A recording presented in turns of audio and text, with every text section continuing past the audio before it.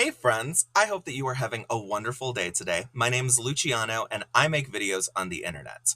If you have been someone who has been subscribed to my channel for a while, you'll know that I moved. And if you didn't, then I hope that you know that that's why I am filming in a closet. In the move, my partner and I decided to make our closet my little workplace, and it's where I put my computer and I have the ability to talk about all sorts of different things because I make content online and that's part of how I earn a living. It's what I do during the months that I am not doing more regular work. In today's video, I'm going to be talking about a subject that I find endlessly fascinating and something that I hope to talk more about in the future if there is an interest in the psychology of belief. So, with the obvious and important caveat that we are taking things at the most introductory and surface level area of discussion for today's video, I wanted to go ahead and say what I think about beliefs. It seems to me that in my experience with talking with people, especially when I am talking to theists of a particular variety, mostly Christians, but I've also seen Muslims and other people who are Abrahamic in their beliefs have views that are similar to this. People seem to have the opinion that even if unconsciously, beliefs are things that you pick and choose. So you can be exposed to an idea and you can choose to adopt that as a new belief. I'm going to be honest that that does not reflect my understanding of beliefs in the slightest, both as a matter of like academic study and as a matter of my own personal opinion. I do not have the stance that beliefs are things that you pick and choose, things that are essentially items in a grocery store that you can spot, you can add it to your cart, and then you can purchase and just use willy-nilly. But rather, I think that beliefs are essentially mental models that dictate our perceptions of reality. And in order to change these mental models, a lot of effort needs to be made.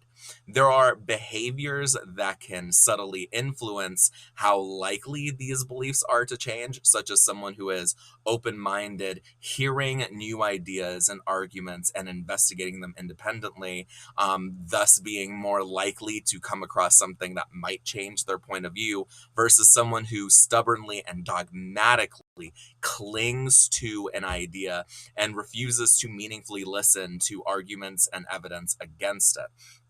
But this is very different from what I have seen a lot of people mean when they talk about beliefs and the idea of choosing someone's beliefs.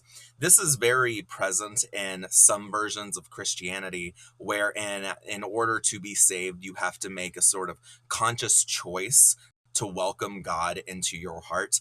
And as a sort of related idea connected to this, these kinds of Christians will often say, in my experience, and I am talking just from my experience, that atheists are people who are mad at God in a God's not dead style. Professor Radisson, the antagonist, who for the entire film is said to be an atheist, but at the end of the film is revealed to not only be a theist, someone who believes that God exists in some capacity, or in the idea that gods exist in some capacity, but rather a misotheist, someone who believes in some sort of deity and hates them. And that is not what an atheist is. There are certainly people who argue that it's possible for someone to not believe in something and still hate that thing. If you, for example, hate a fictional character, a character that you know to be fictional, if you look at Darth Vader with like disgust and the sight of him fills you with anger in like a real sense, those people would say that you can hate something that you think is fictional. But in the universe of God's Not Dead, Professor Radisson very specifically actively believes that God exists, rather than someone who does not believe that God exists and also dislikes him on a personal level if he is a real being, or within the context of this is what a specific belief system says. Now, it's worth noting that the idea that beliefs are things that can be influenced in certain ways rather than being picked and chosen actively and consciously is not just important in a theological sense, it's very important for understanding things like politics and other sorts of opinion based things. Because if you have the idea, if you have the position that your beliefs are something that you can only influence rather than something that you pick and choose at will, it makes much more sense and is much more sensible for you to go and look up things that go against your point of view and for you to purposefully expose yourself to different ideas. It is very important to note that there are healthy ways to go about this, and this is behavior that I strongly encourage. I am an atheist. I am someone who talks about atheism regularly, but I attend a Quaker meeting and I am in the committee of one, I'm in one of the committees over at the Quaker meeting that I attend. I have a lot of respect for people who have different theological beliefs than I do. There are theological beliefs that I'm much more kind towards, and there are theological models that I do not like. But someone having a different opinion than I do on the idea that God either exists or he doesn't, someone having a different stance than I do on this topic, is not something that is going to make me discard that person's opinion or take them less seriously. There are many theists, both in my personal life and just in general, who are considerably smarter than I am, and there's many atheists that I am considerably smarter than. Someone's intelligence is not related to their beliefs in any truly meaningful way. There are very, very, very smart people who have every belief system under the sun, and there's very, very dumb people who have every belief system under the sun. It is very important to understand and to have a healthy framework of beliefs and what it takes for someone to adopt a certain belief system or a certain set of beliefs or even an individual belief that is important for humanizing people who have different opinions than you do.